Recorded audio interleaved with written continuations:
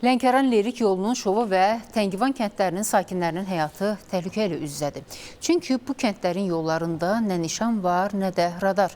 Yol məktəb ərazisinə yaxın olduğundan azyaşlıların da həyatı təhlükədədir. Yəni yolun heç məktəbə yaxın ərazisində də nişan yoxdur. Sakinlər deyir ki, illərdir bu təhlükə ilə üz-üzə olsalar da problemə əncam çəkən yoxdur.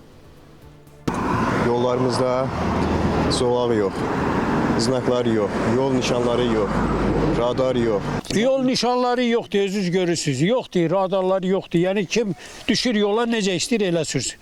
Bura bir müddət əvvəl bir evdən 2 uşağın həyatına son qoyan Lənkəran Lerik magistralının Şovu və Təngivan kəndi yoldu. Buradan istifadə edən sürücülər avtomobillərini yüksək sürətlə idarə edir ki, bu da ağır qəzalara səbəb olur. Gələn də sürətlə gəlir. Bu elə yerdə 2 övladımı, biri 6-da oxuyurdu, biri 3-də oxuyurdu, uşaq deyirdilər. Burada maşın yüksək sürətlə vurdu uşaqlarımı. Gəlməyən tanımır yolu. Sürətlə gəlirlər. 100 sürürlər, 120 sürürlər, baxmırlar. Nişan da yoxdur. Yəni radarsız mümkündür. Yəni çox bu yanlarda nəzarət olmur.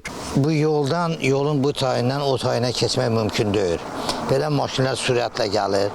İndi gərək məktəbin qabağında radar lazım deyil. Radarı gərək bu zapravkanın qabağında qoysunlar ki,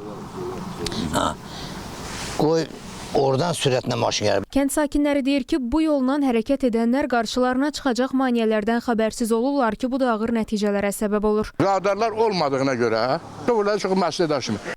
Məsələ ilə bağlı Azərbaycan Yerüstü Nəqliyyat Agentliyindən bildirildi ki, regionlarda, o cümlədən də ölkənin cənub bölgəsində yol nişanlarının quraşdırılması və yol nişanlama xəttlərinin yenilənməsi aparılır. Artıq Cəlilabad, Masallı, Astara və Lənkəran rayonlarında işlər görülüb. Yaxın zamanda plan üzrə qeyd olunan ərazilərdə də bu işlər həyata keçiriləcək. Rövşən Almazoğlu, Fidan Səfərspayiz xəbər, Lənkəran Lerik.